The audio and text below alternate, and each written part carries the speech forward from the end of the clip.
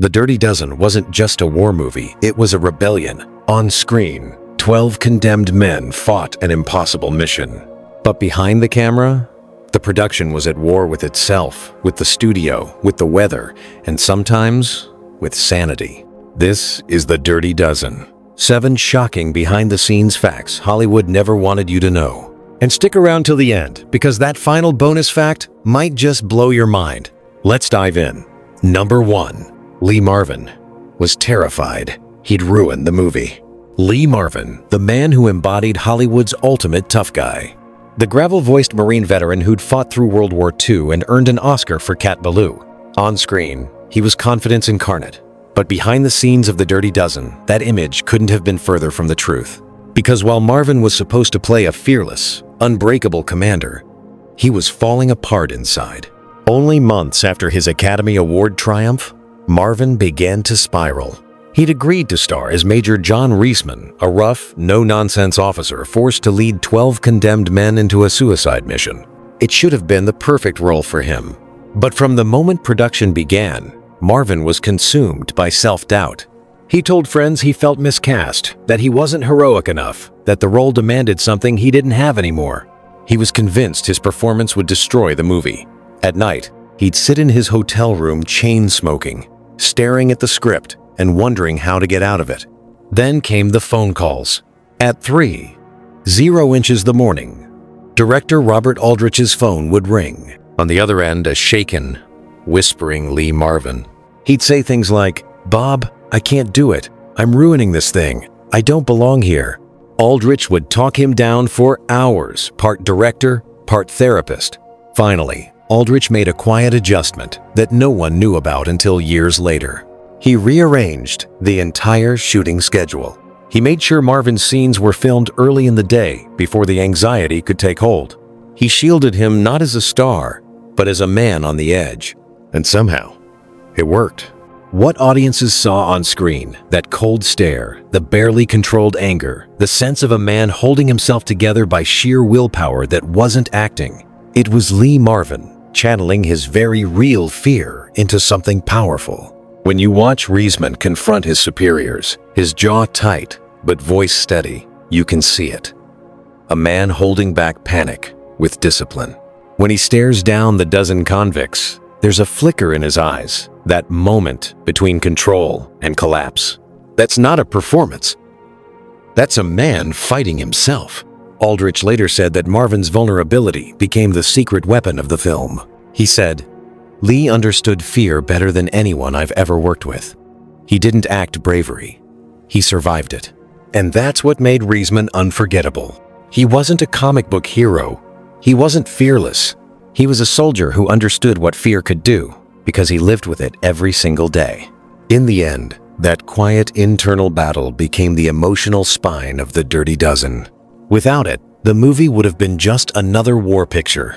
With it, it became something deeper, darker, more human. Lee Marvin didn't just play a leader under pressure. He was one commanding a crew, a cast, and himself, through the chaos of war and the chaos of his own mind. Number 2. The studio wanted John Wayne, not Lee Marvin. Before The Dirty Dozen ever rolled camera, there was a war behind closed doors. Not on a battlefield, but in the boardrooms of MGM Studios. The studio loved the script. They loved the premise, but they hated Robert Aldrich's choice for the lead. The director wanted Lee Marvin, the unpredictable, battle-scarred anti-hero. But MGM wanted someone else. Someone clean-cut. Someone safe.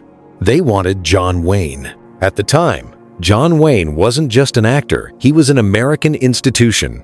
The Duke, the face of courage, patriotism, and victory. Every studio executive believed that his name alone guaranteed box office gold.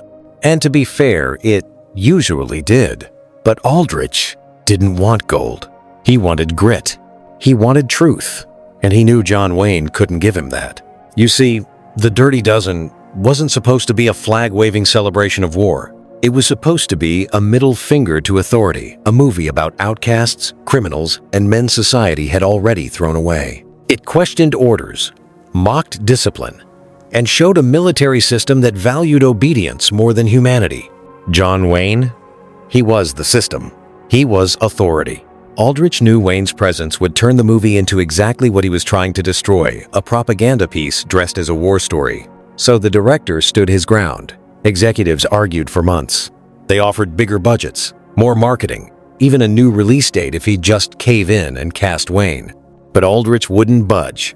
He said, "I need a man who's been through hell, not one who's only pretended to."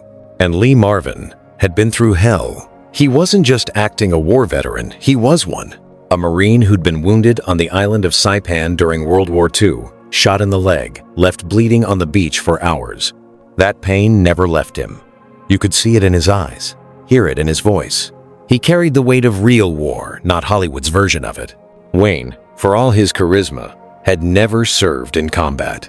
That wasn't a secret, and Aldrich didn't want a movie soldier. He wanted a man who knew what violence cost. Eventually, word of the dispute reached Wayne himself. And in a rare moment of honesty, the Duke reportedly said he was relieved. He told friends, "That movie's message isn't for me." He was right. The Dirty Dozen was messy, cynical, and brutally human. Everything Wayne's clean-cut heroes weren't. When Lee Marvin finally took the role, Aldrich said he felt free for the first time in pre-production. He knew he'd found the soul of his film, because Marvin didn't need to act like he'd been through war. He remembered it, his limp, his slouch, the weariness behind his eyes. Those weren't performance choices. They were memories. In a way, Lee Marvin didn't just replace John Wayne. He replaced an entire era of filmmaking. Old Hollywood's heroes were clean, noble, and invincible. Marvin's Reisman was rough, angry, haunted, a new kind of man for a new kind of war. That casting choice changed everything. Without it, The Dirty Dozen might have been another patriotic crowd pleaser. With it, it became a revolution. The movie that tore the hero out of war films and replaced it with something real. So when you see Lee Marvin stare down his superiors, you're not just watching an actor perform a script. You're watching a man standing up to a system both on screen and off, and winning. Number 3. Charles Bronson refused to speak to Telly Savalas. The set of The Dirty Dozen was filled with strong personalities, ex-athletes, method actors, real veterans, and men with reputations tougher than the characters they played. But among all of them, 2 stood out as the fiercest: Charles Bronson and Telly Savalas. And from the moment they met, they couldn't stand each other.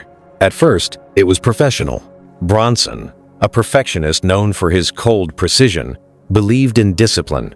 He delivered lines exactly as written, hit marks without fail, and kept his emotions tightly controlled. Savalas, on the other hand, thrived on chaos. He was unpredictable, improvising dialogue, changing tone mid-scene, even throwing in bizarre behavior to throw other actors off balance.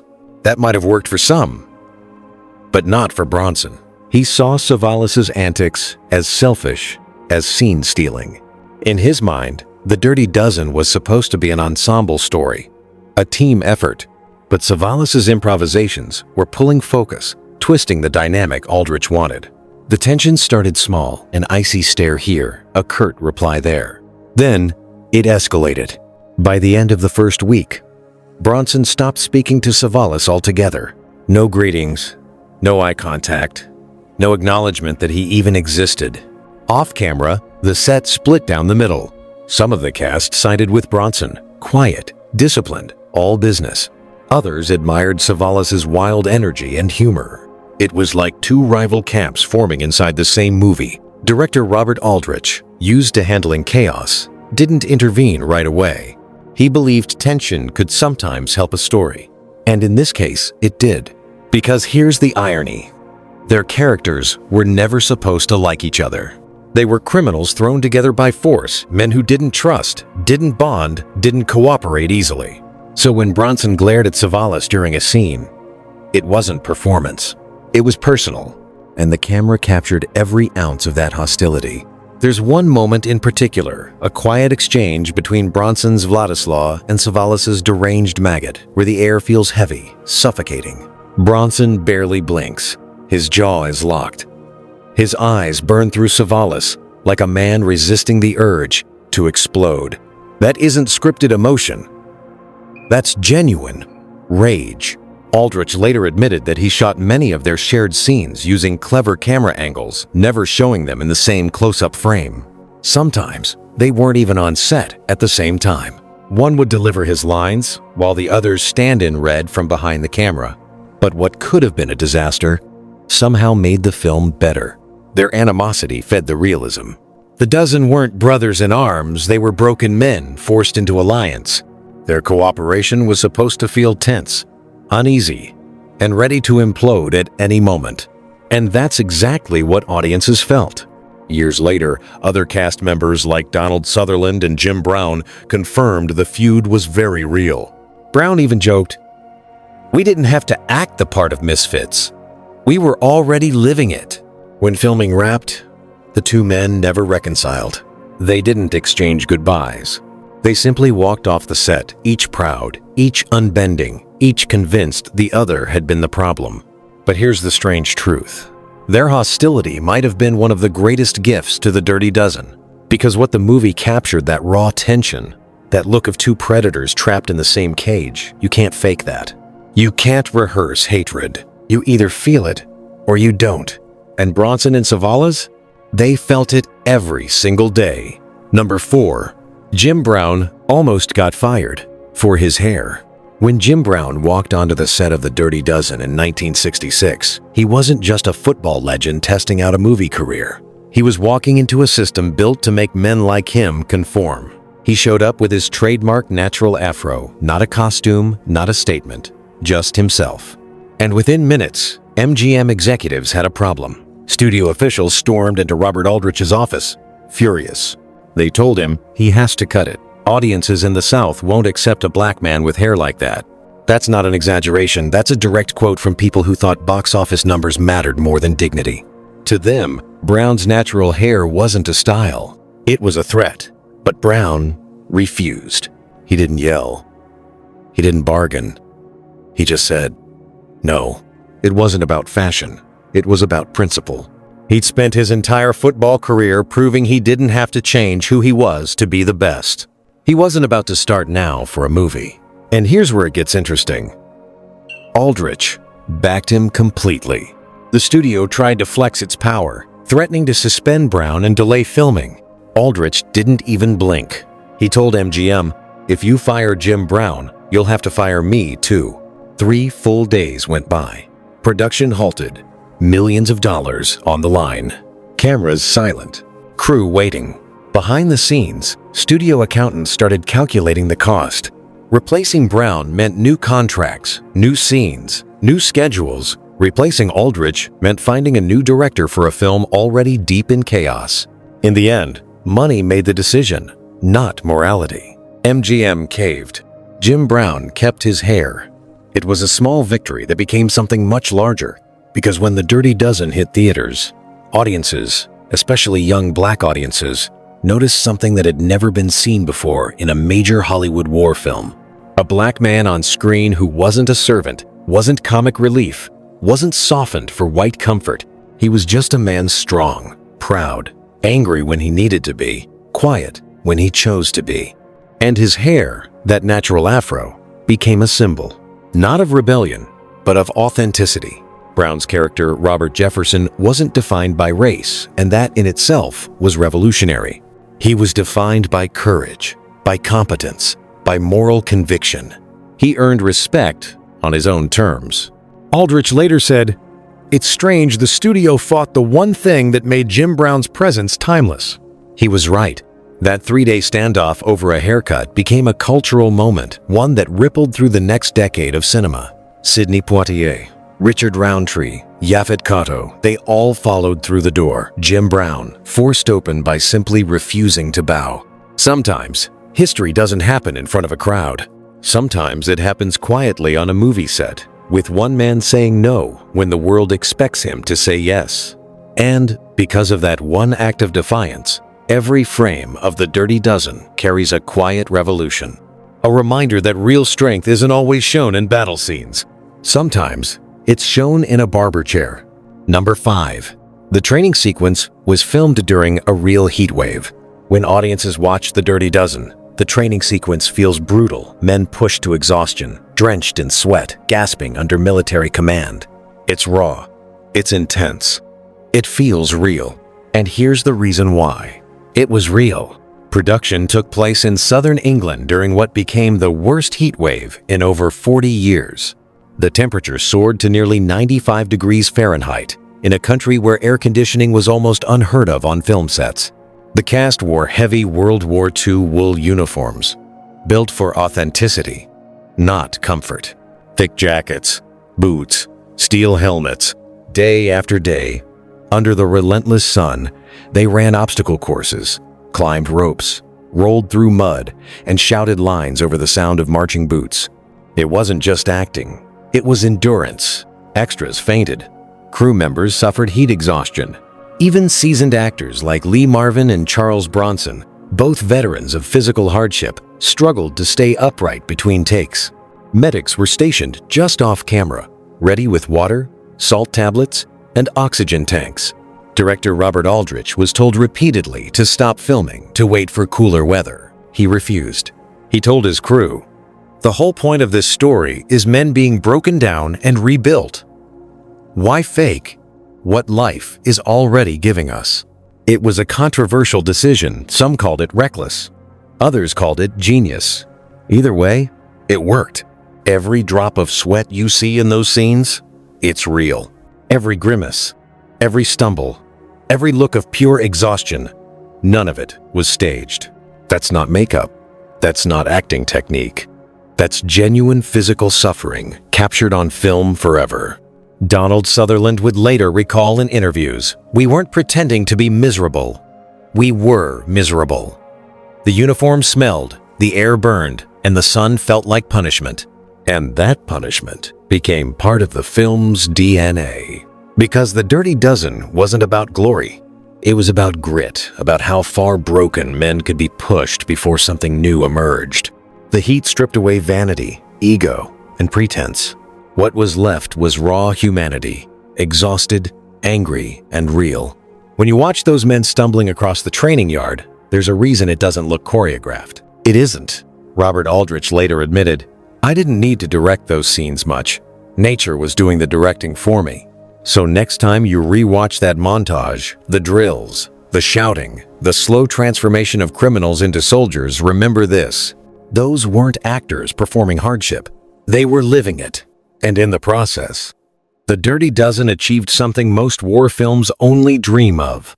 It blurred the line between acting and survival. Number 6. Ernest Borgnine saved a crew member's life. The Dirty Dozen wasn't just intense on camera. Behind the scenes, it was dangerous, with real explosions, live fire effects, and physical stunts that pushed safety to the limit. And during the climactic chateau assault sequence, that danger nearly turned deadly. It happened in seconds. A massive explosion, one of the biggest in the film, went off slightly off timing. A chunk of debris the size of a brick flew across the set and struck a crew member squarely on the head. He collapsed instantly unconscious, falling directly into the path of a spreading wall of flames from a controlled fire. Before anyone could react, before a single safety officer could reach him, Ernest Borgnine saw what was happening. And without hesitation, he ran straight into the fire. There was no time to think. He sprinted through the smoke, through active flames, grabbed the fallen man by the collar, and dragged him clear of the inferno, his costume catching fire in the process. The rescue took less than 20 seconds, but those 20 seconds likely saved a man's life. Crew members rushed to put out Borgnine's smoldering uniform. He suffered burns on both hands and forearms, singed hair, and ruined costume pieces. The set went silent. Even the explosions stopped. Robert Aldrich immediately ordered production shut down for the day. He insisted Borgnine rest and seek medical care. But the Oscar-winning actor, ever the professional, ever the Marine, refused. He told Aldrich, "You've got a movie to finish. Treat the burns and let's get back to work with Becumber." And that's exactly what he did. After an hour of first aid and a new uniform, Borgnine walked right back on set, ready to continue filming as if nothing had happened. The incident never made the papers. No headlines, no press statements, because Borgnine didn't want them. He refused interviews about it, telling the crew, "Heroism isn't for publicity." The man he saved, a young assistant working in special effects, went on to become a successful cinematographer years later. And in every interview he gave afterward, he credited Borgnine for giving him his life and his career. Robert Aldrich later said, "That's who Ernie was. Brave on screen, braver off it." It's easy to forget when watching The Dirty Dozen that those explosions weren't computer-generated.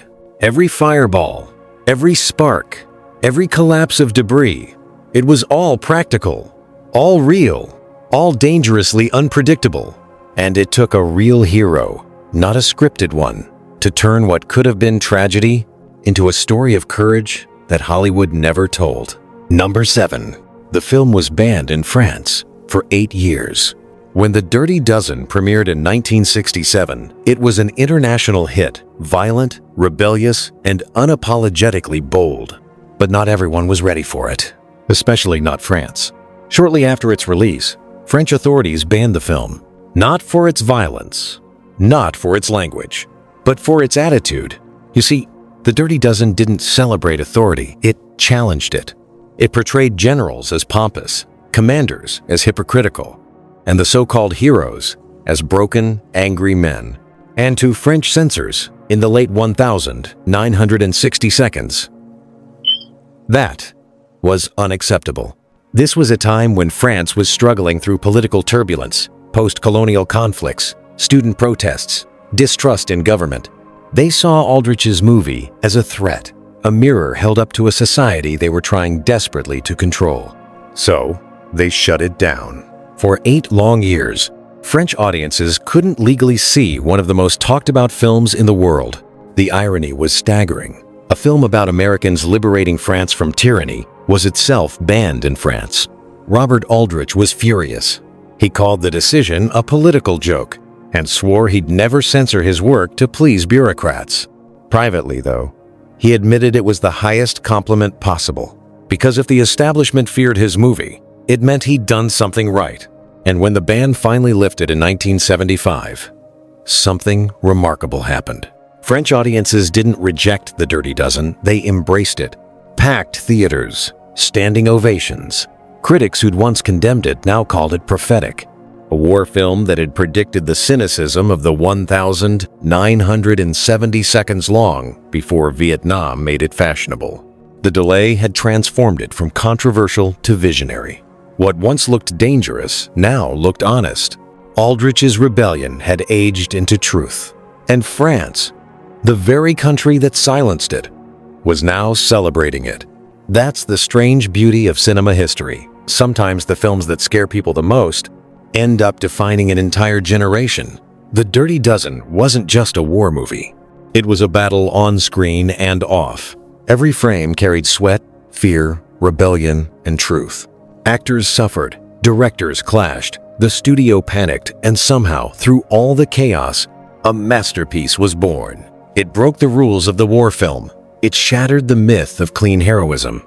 And it gave us something raw, something human, because that's what classic Hollywood is all about. Stories that bled, productions that risked everything, and performances that came from the soul. If you love uncovering the real stories behind Hollywood's golden age, the danger, the defiance, the secrets they tried to hide, make sure to like, subscribe, and join us next time for another untold legend from the world of classic Hollywood. Because here, the truth behind the movies is better than fiction.